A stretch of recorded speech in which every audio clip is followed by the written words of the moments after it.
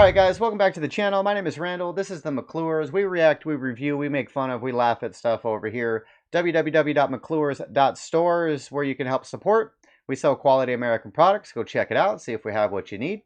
We are live Monday, Wednesdays, and Fridays, 3:30 to 5:30, mainly on rumble.com/McClures. Come check us out. Another news report. Marjorie Taylor Greene hammers Fauci with the COVID-19 timeline. This was March 8th of 2023.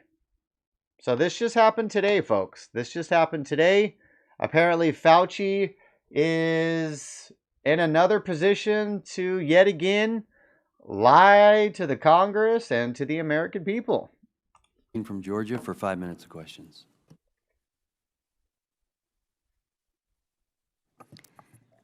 If we're going to look into the origins of COVID and fully understand where this virus came from, kind of interesting. They gave the time to Marjorie Taylor Greene, and it looks like Jim Jordan got up and left. Maybe he doesn't want to have his facial camera or facial expressions on cam when she's talking. Could that be a possibility? Virus that has murdered so many people all over the world. I think the most important thing we can do today is look at the timeline.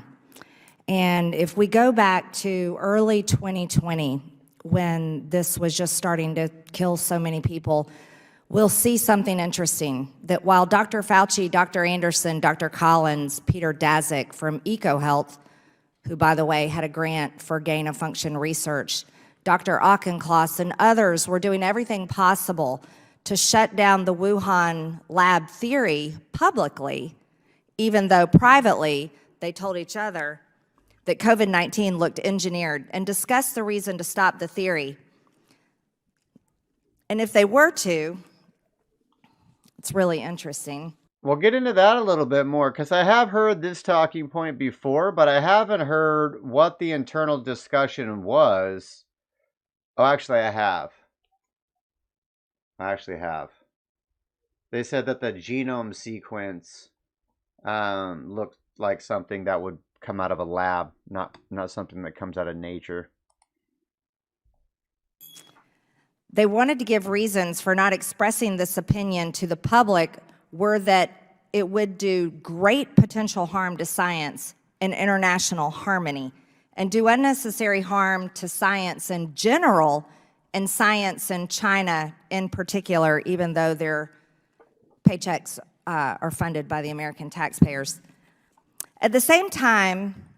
So the major concern from letting Americans know where the leak came from was that we didn't want to upset Chinese science program? This was going on. Okay. The CCP was using its full weight and power to spread a propaganda campaign to conceal the origins of COVID, numbers of cases and deaths, and protect their own reputations while stockpiling medical supplies, severely hurting the global supply chain and definitely hurting America. In the same way, the CCP silent, censored, and imprisoned dissenters who tried to tell the truth.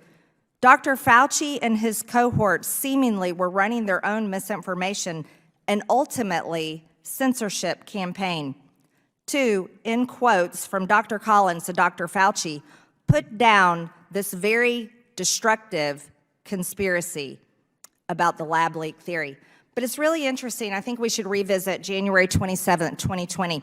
Dr. Anthony Fauci, the director of the National Institute of Allergy and Infectious Diseases, finds out that they have a financial relationship with the Wuhan Institute of Virology through EcoHealth Alliance, and that they've been working with novel coronaviruses. I get that she's using that date because they have some type of paperwork that probably proves he was aware of it on that day. But Fauci is the purse string holder. He handles the purse and the pocketbook for NIH.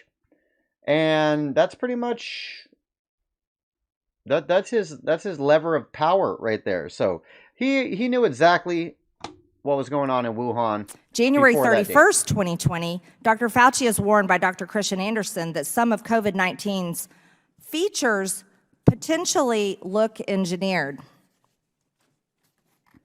And the genome is inconsistent with expectations from evolutionary theory.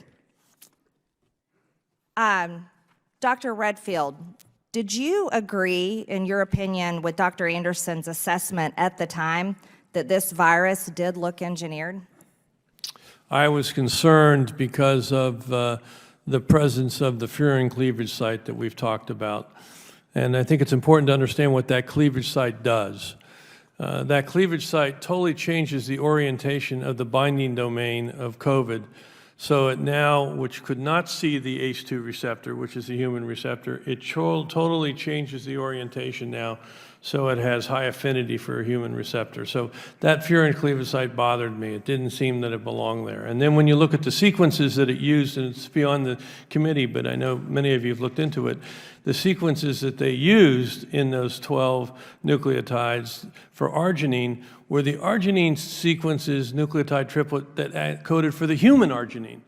So why did this virus have the arginine sequences for human there, not bat? It was very disconcerting to me. It looked like this virus was engineered.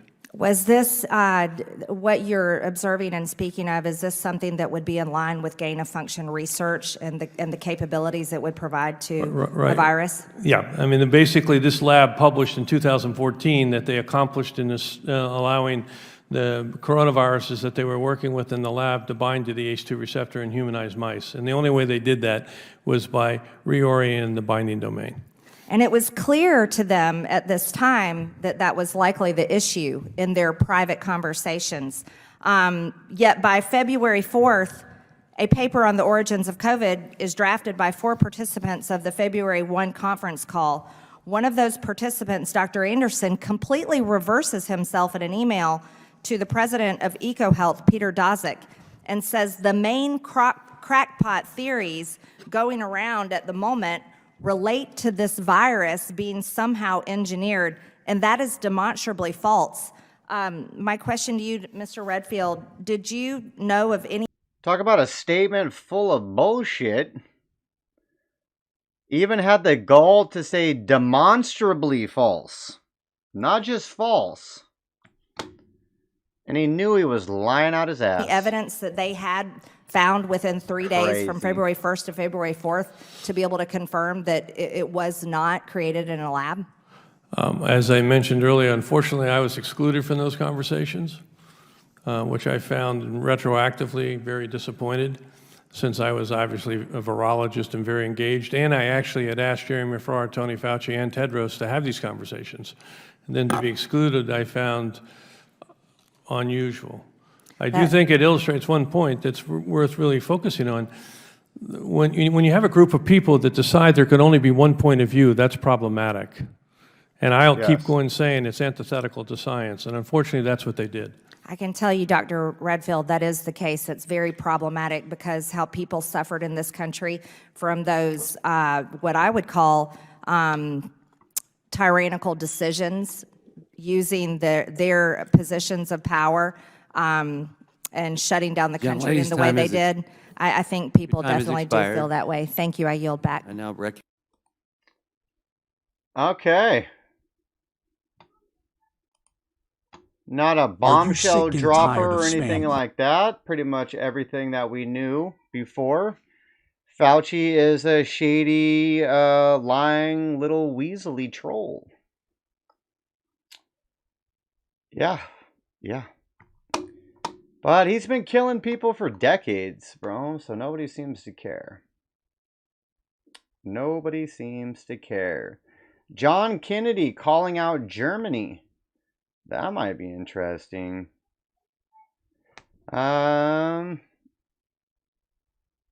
Interesting stuff. Interesting stuff. Well, shout out to Forbes Breaking News. They do put together some pretty good clips for us to check out, so we appreciate that. McClure's.store with a www in front is where you can help support the channel. We sell quality American products. Come check us out live Monday, Wednesdays, and Fridays on one of the platforms. Later, bye.